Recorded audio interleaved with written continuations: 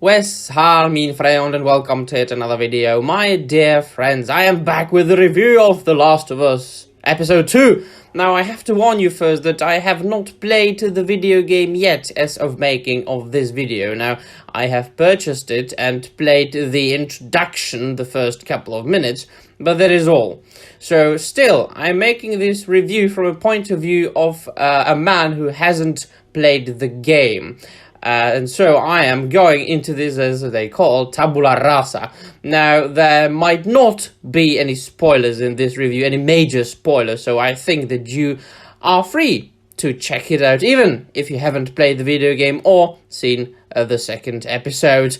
Now, what I appreciate about the TV show is that from what I have heard, that is all I can say right now, is that they are trying to find a balance between a good adaptation of the source material and its own thing. From what I have read and heard from other people and other YouTubers, they are sticking to the source material pretty closely, although apparently they have changed a couple of things. But I hope that I shall be able to remedy my ignorance until the next episode comes out. So we, of course, start with a little bit of an explanation and the origin story, quote unquote, kind of, sort of the entire virus of the mycological virus, so to speak.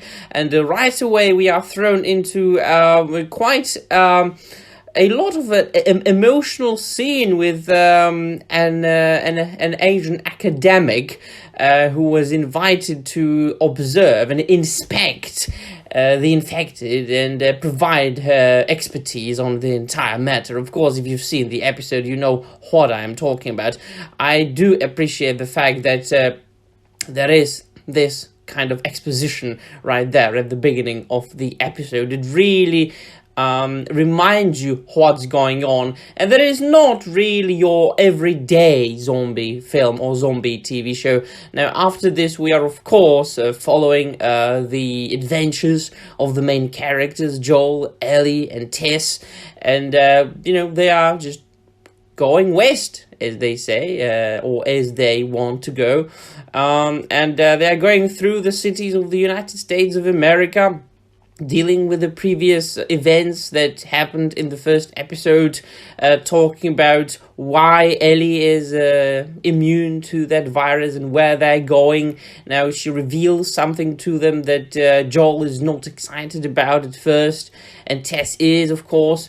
And then, of course, they continue. We do find it here and there and a couple of stumblings as far as the storytelling and the plot goes. There are a couple of plot holes, a couple of things that they have missed. For example, when they are going through the flooded hotel, if you can remember, then of course they walk up the stairs and then they are completely dry. Now, yes, I mean, this is pretty accurate to the games, aren't they?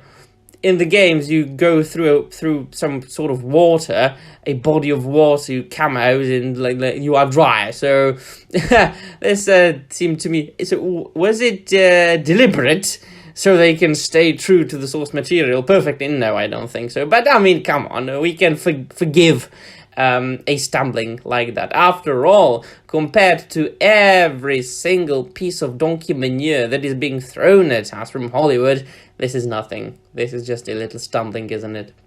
So from what I read and heard about what happened in the game so far, this scene, this sequence in the hotel, is pretty much taken from the game, as well as them looking at the destroyed city, because we get to know that, and that might be a minor spoiler, that right after the outbreak of the infection, major cities had been bombed or were bombed, and so we can see the result of the bombing. And that, I have to say, is a very strong aspect, a very strong feature of the TV show, and it's the sets, and it's the visual aspect, it's the visual representation of the show, where very easily said what the show looks like.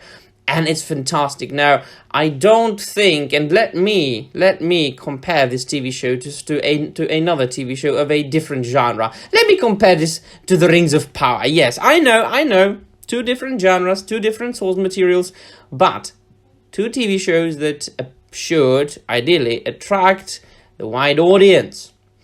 So they should look good. But there are two major differences between those. I mean, there is a major difference, another major difference between those two shows, and that's the budget. I don't think that The Last of Us had as high of a budget as The Rings of Prime had. And look at The Rings of Power. It looks like shite. Mediocre at best, especially when you compare it to the Lord of the Rings by Peter Jackson. And really, the only thing that looked good about The Rings of Power were the shots of New Zealand, which of course was because New Zealand is a beautiful country, not because of the skills, or thanks to the skills of the creators.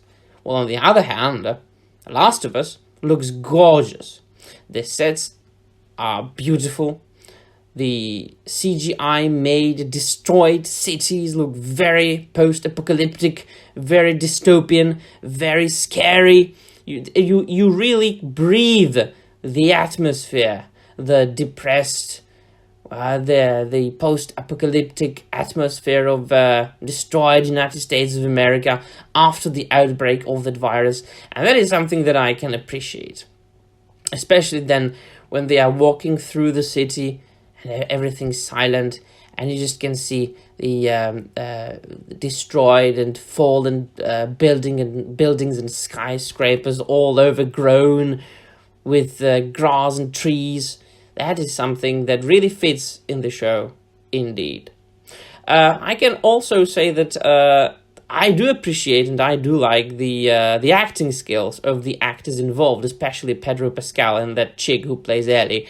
Now, I don't know what they were like in the game yet, but from what I can tell, their relationship started evolving pretty early on in the game. But, well, in the show, they are taking things a little bit more slowly. One last thing I want to say, Ellie's being very pesky, very bossy. I don't know if it's because it's 2023 and because, all women have to be like this in the modern entertainment, or if it is really close to the source material. You have to tell me in the comments down below.